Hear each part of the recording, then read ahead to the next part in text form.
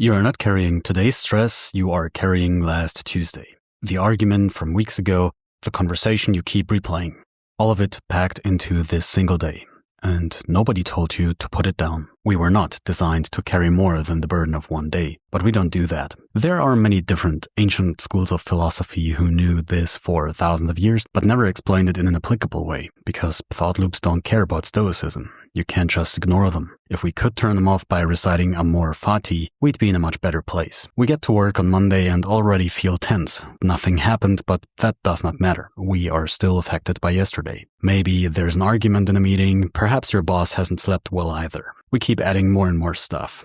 The back of the mind is getting pretty full already. Traffic jams, bad drivers. The pile in the back of the mind keeps getting bigger and bigger. Since body and mind are connected, blood pressure goes up, the body feels the stress and is desperately looking for an outlet. The brain loops on unfinished or interrupted tasks endlessly. Unfinished tasks are tasks that are bothering the amygdala. An unfinished task can be any task that presents a threat or challenge to us. We can stop worrying about the future and be more present as soon as we stop the fear center in our mind from sending out warning signals all day. We need to help out our amygdala and lighten its load, because every time there's an issue, the lizard brain within us demands our immediate attention.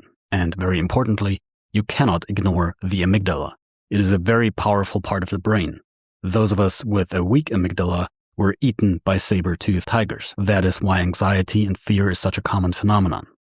And the amygdala is not easily tricked. Remember, you're dealing with a mechanism in your mind that was responsible for keeping you safe and alive. Our job is to manage the amygdala and put her at ease, and we can absolutely do it. Enter the self-contained day. Our problems don't need to be solved immediately. A lot of the time, this is not even possible, but what we need to do is address these issues in the right way. And here is exactly what this looks like in practice. And if there's one key takeaway from the video, it is this: naming and processing emotions reduces their load on the amygdala. I'll tell you exactly how to do that, and you will feel an immediate effect. If you prioritize self-care before the day ends, you won't carry it over to tomorrow. Instead of putting your problem into the random stress bucket, you need to give it a little bit of attention first. After work, take a short 2-minute walk, ideally in a calm area.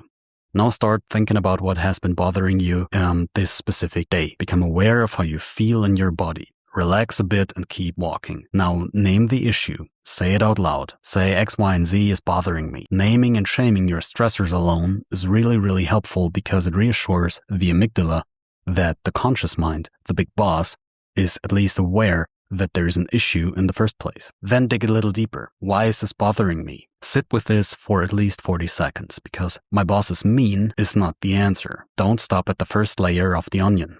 It is important that you allow yourself to feel the emotions associated with your problem. Also, it is important that you keep walking. Studies show that if you are moving while aware of a problem, your mind interprets this as conquering adversity. This is an incredibly powerful mechanism. You are not frozen in fear, as you are aware of the saber-toothed tiger. You are moving past it.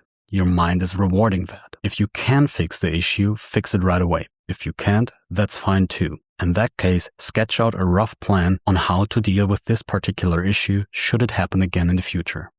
Write it down in 1 or 2 sentences on your phone or a piece of paper. And finally, if there are feelings involved, don't fight it, gently invite it in. And now you can let it go and do something else. Your amygdala will now be at peace. Your amygdala became angry with you for ignoring a saber-toothed tiger in the corner. But now it's different. You called out the tiger, you named your fear, you named your emotion, and you have a 2 to 3 sentence plan on how to deal with that tiger. Your amygdala is happy. No need to ring the alarm bell anymore. Your mind will now take this issue and store it in an entirely different part of the mental filing cabinet. This is the bin of plans, where it will not add to your emotional load.